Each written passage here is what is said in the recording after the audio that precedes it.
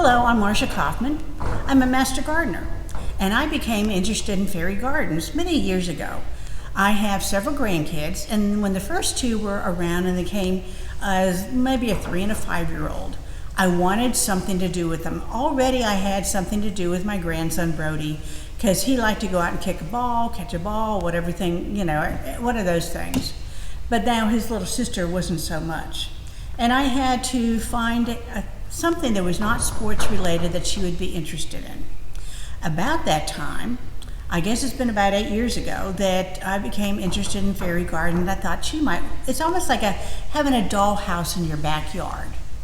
So I started first with one house. And then after I put the house in there, and I think I had a bridge as well, then I went out to one of the big box dollar stores, and I just started going up and down the aisles, and I could find different things. I had a lot of these little discs that I could make, and they come in the color of blue, and we can make like a little river that flows right in front of the fairy garden, and we created a bridge. After that, we went in the yard, and we gathered sticks. It was a cold and rainy day, but these kids like to be outside, no big deal. So we went out and collected little twigs, and then, of course, Mimi, we got twine, and we made a little fence around the fairy garden. Well, it has since grown since then, and I do like to make fairy gardens in different pots and display them in different places or give them as gifts. Here is a pot. For one thing, if you do a pot and you're going to put a plant in it, make sure you have a hole in the bottom. Can you see the hole? Because you want drainage for it. That said, here I have the pot full of soil. Well, and I like to grow succulents. So I went out to my garden and I unearthed several different succulents that I'll just put like around the perimeter of my plant.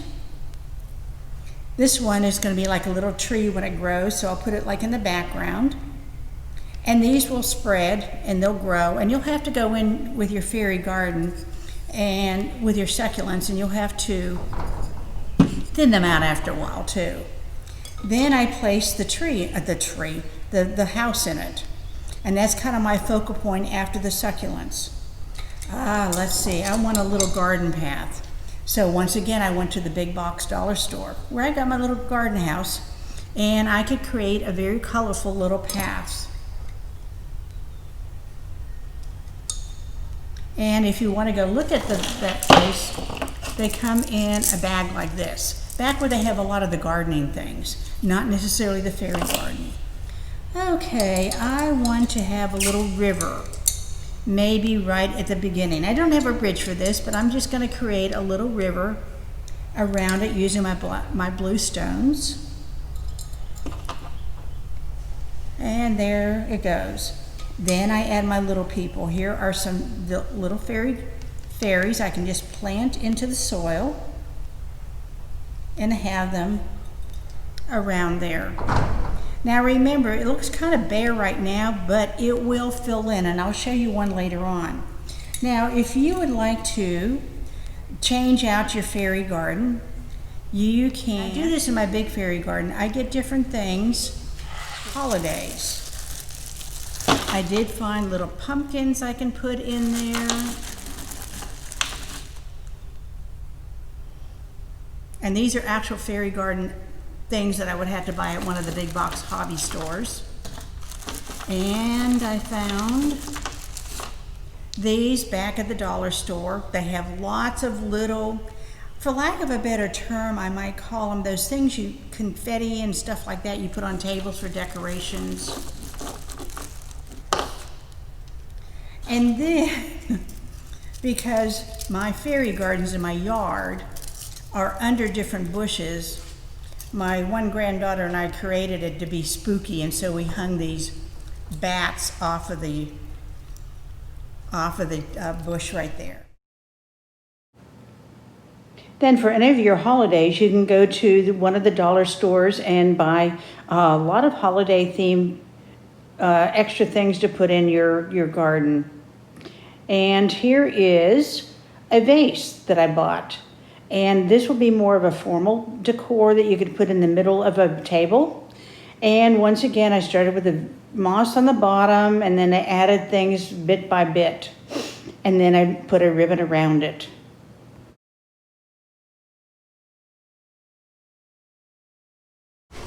Let's go to the actual garden and see how this all started. This area, which you are looking, is the area devoted to my grandkids' fairy garden. I began with just one cottage-looking house and a couple of leprechauns since I am of Irish descent. Through the years, with the help of the grandkids, we have developed a small village with garden paths made from tiny pebbles, multiple houses with paths connecting them with a bridge, and a river that is made out of blue glass discs. Here and there, I have other whimsical items like a small watering can, some chairs, or garden pots.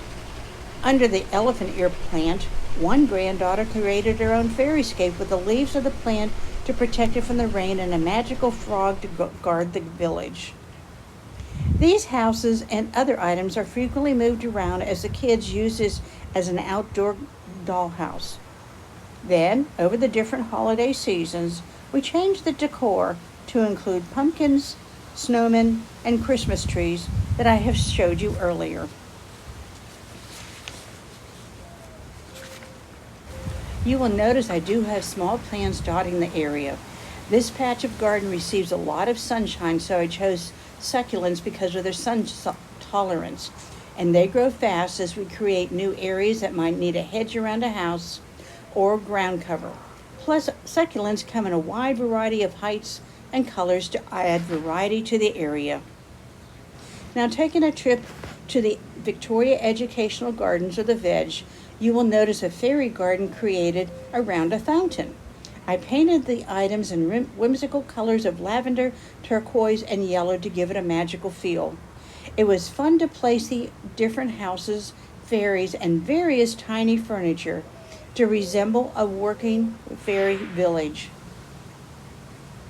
I close this video with some of the other ways to use fairy gardens and in fun and decorative ways.